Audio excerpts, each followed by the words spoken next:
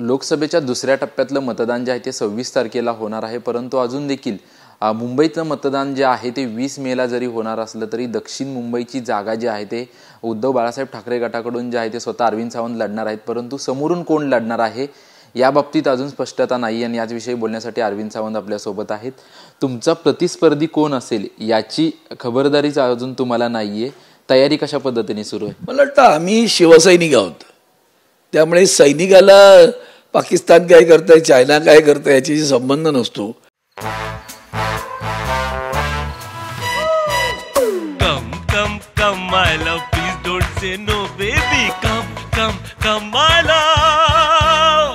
वी-गार्ड के air coolers extra large cooling pads के साथ जो अच्छों को ठंडा करे.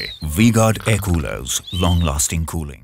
त्याला स्वतः तयार राहतो, कोणत्याही क्षणी कुठलीही लढाई त्या लढाईला आपण तयार असलं पाहिजे. तसा मी सैनिक आहे, समोर कोण येईल ते येईल, नाही आलं तरी माझी तयारी आहे, त्यामुळे मी तयारीशी करतोच आहे. आणि आदरणीय उद्धवजी ठाकरे या साहेबांनी मला आशीर्वाद देऊन माझी उमेदवारी केव्हाच घोषित केली.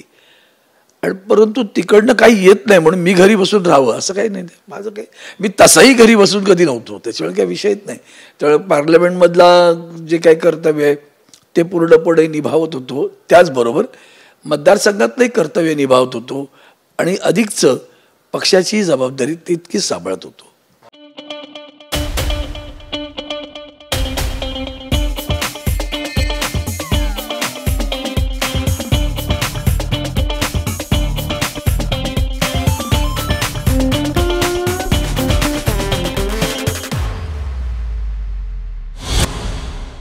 सुरुवातीला राहुल नार्वेकर यांचं नाव चर्चेत होतं, नंतर मंगलप्रभात लोढांचं नाव चर्चेत आलं, त्याच्यानंतर मिलिंद देवरांचं नाव जे राज्यसभेवरती खासदार आहेत तरी देखील त्यांचं नाव चर्चेत आलं.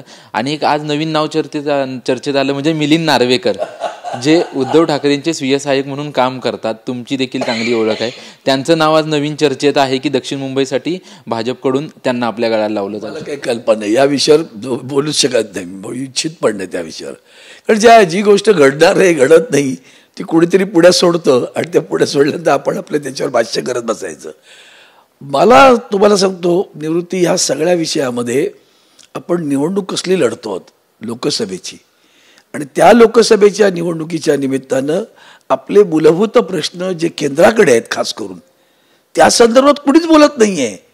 म्हणजे केंद्रातले जबाबदार देशाचे पंतप्रधान सुद्धा किंवा गृहमंत्री तुम्ही सातत्यानं बघा विषय कोणते आहेत आणि वैयक्तिक टीका करणं किंवा कुठला तरी इतिहास शोधून काढणं, काहीतरी इकडचं तिकडं भटकवत नेणं, हे सगळे प्रकार पाहिल्यानंतर त्यांना कळतंय की आपण मूळ विषयाला न्याय देऊ शकलेलो नाही, म्हणून मग हे असं भटकवणं सुरू आहे.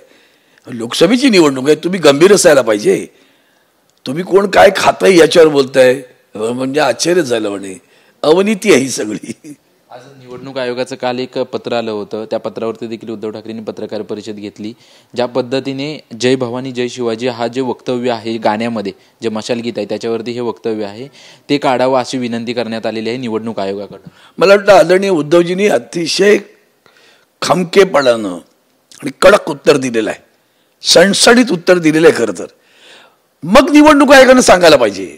म्हणजे मागच्या कर्नाटकाच्या निवडणुकीत चालू केलं होतं त्यांनी, बजरंगबली बोलो, माननीय अमित शहानी सुद्धा मध्य प्रदेश निवडणूक आम्ही तुम्हाला घेऊन जाऊ दर्शनाला, या सगळ्या गोष्टी पाहिल्यांदा आपल्या लक्षात यायला पाहिजे निवडणूक आयोग कसं वागतं.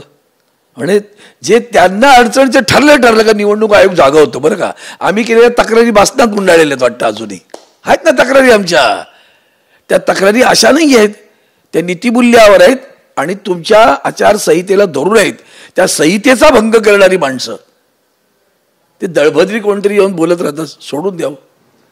उद्धवजींनी मस्त सणसणीत चपराक दिलेली आहे आणि निवडणूक आयोगाला हिंमत असेल तर त्यांनी ते येऊन सांगावं की आम्ही पंतप्रधानांना पत्र दिलं आहे, पुढे बजरंगबली बोलायचं नाही. ते तर देव फिरत असतात कुठे कुठे देवदर्शन करत, ते काय. एक शेवटचा प्रश्न, आमदार सदा सरवणकर असं म्हटलेत की आदित्य ठाकरेंना, उद्धव ठाकरेंना नाही तर रश्मी ठाकरेंना मुख्यमंत्री करायचं होतं. म्हणजे रश्मी ठाकरेंना स्वतःहून आदित्य ठाकरेंना मुख्यमंत्री करायचं होतं म्हणून उद्धव ठाकरेंना रश्मी ठाकरेंनीच घरात ठेवलं आणि मुलाला जास्त प्रमाणात सक्रिय करण्यात आलं. हास्यास्पद आहे सगळं.